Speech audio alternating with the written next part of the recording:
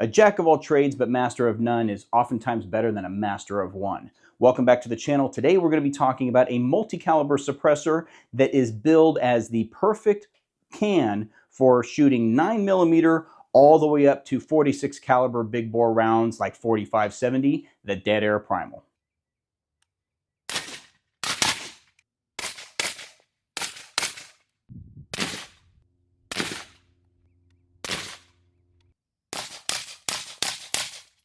So I've had this Primal for about 2 years now, and I've tested it on a host of different guns. So I'm going to give you my opinion if in today's day and age, this is a suppressor that you should be looking at, and if so, why? I have some notes here to try to keep this video short and keep me on task. So some basics on the can. It MSRPs for $899. You'll find out what it's going to cost you from Silencer Shop or whatever retailer there.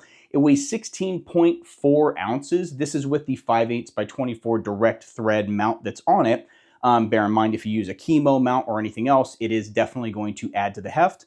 It is heavier than other suppressors, but it is not as heavy as what I anticipated it being, just because of the fact that it can take up to 5,100 foot-pounds of muzzle energy and rounds up to 46 caliber or .458 in diameter. So it is a very robust can. It is made out of stainless steel. Some of the parts are Cerakoted, others are nitrided, which gives it a lot of durability. I did have an end cap strike. I'll talk about that. And it is an extremely durable can. It just took a licking and kept on ticking. So let's talk about what I tested it on. I tested it on an 11.5 gun, a rifle from Type A 10.5 Mark 18 Mod 0, also from Type A in 5.56, a 308 DMR build that I built myself, also a 6.5 Creedmoor DMR build, the same gun with a different barrel. I tried it on a shorter barrel. It was 12.5 inch AK. This is where I got my baffle or my end cap strike. So be careful if you're going to try it on an AK. Make sure that the threads are concentric.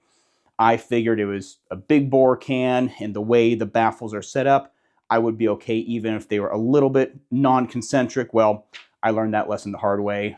They need to be pretty concentric for it to work. I didn't do any pistol testing, even though it is billed as being able to be used on a pistol, because I didn't want to spend the money on a piston adapter for it, because I figure if it's going to handle these, more powerful rounds, it's going to do surprisingly fine on pistol rounds. So what did I find with this can? The good. Surprisingly quiet for a big bore can. Specifically when I compare it to the Nomad 30, on all the guns that I've tried it on in comparison with the Nomad 30, I really couldn't hear any difference to my ears of sound difference, it being louder, and the tone sounded almost the same, which is surprising to me, because if I'm shooting 308 or 5.56 with that extra space around the bore being larger, I would expect more sound to escape out of it.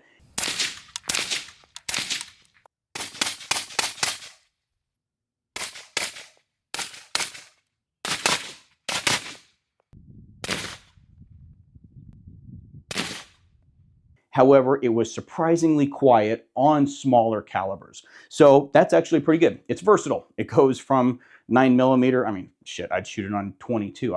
Even though they don't say you can, shoot it on as small of a round as you want, all the way up to 45-70. So that is a very, very, very big range of calibers if you're looking for a can to be able to swap back and forth from different guns. We'll talk about that at the end. Strong. It's made of stainless steel. And I did have an end cap strike from that AK. You'll see it. You can actually see the strike, how bad it is. It wasn't just a little one. It hit that end cap like in the center of the end cap. And it is still working just fine. I have not had any issues with the suppressor after that. Also, it has great accessory support. You can see the list of accessories that Deadair has, but it does use an industry standard thread pitch inside of the suppressor to do direct thread mounts. So if they don't have a mount for it, there are other mounts that are out there to find the thread adapter that you want, or add other QD attachment systems to it. So great accessory support. The not so good. It is surprisingly gassy compared to the size of bore.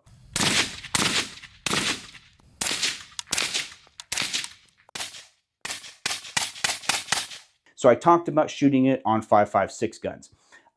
And I specifically, if you look side by side between like a Nomad 30 or a Sandman S on a shorter, direct impingement gun, there is still a lot of gas blowback coming out through the Primal on these smaller diameter rounds. So I'm not sure why that is, but it just seems like the design of this can is robust, but it's not as sophisticated as more modern designs for that gas coming through. It still does overgas your gun if it's not tuned properly. So I was expecting a bigger bore to not have that issue. So it is gassy considering the diameter. That bore and that diameter, it does create a first round pop or flash.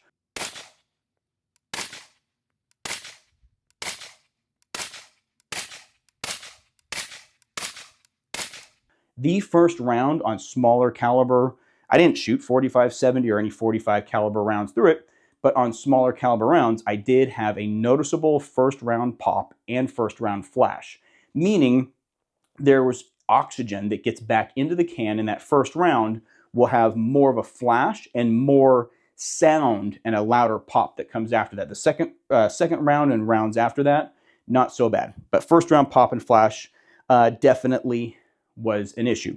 Last is the threads are iffy. And I mean the threads on the inside for your direct thread mounts or your chemo mount. Now, I can't say for sure if it's just my Primal, but I did have an issue getting my chemo mount, my chemo adapter to stay attached to it. It would want to back off pretty consistently to where the chemo mount was still stuck on the gun and the can would come off. Now, I have had this issue with my Nomad 30 as well, adding a chemo adapter. And so I ended up just rock setting that bitch on there, and that is what it is. So I don't know if it's the chemo mount, the suppressors, or if it's just maybe a Deadair QC thing, that those threads aren't super tight. So they do have a tendency to back off. So those are the three bads. The verdict, it's very, very simple. If you need a can over 30 cal, so if you need a big bore can that you still want to have something that's full auto rated and has a little bit more versatility, then this is a solid option. However, if you have no need to go above a 30 cal can in the interim, I would get something lighter and have mostly just lighter and maybe have a little more modern features. Like a Nomad 30 I would get before I would get the Primal, because it does almost all of the same things outside of the support for pistol shooting, I believe, but I wouldn't use a rifle can on a pistol anyway. So that's the verdict. Is it's good if you need that big bore, that big bore for large rounds, large caliber rounds.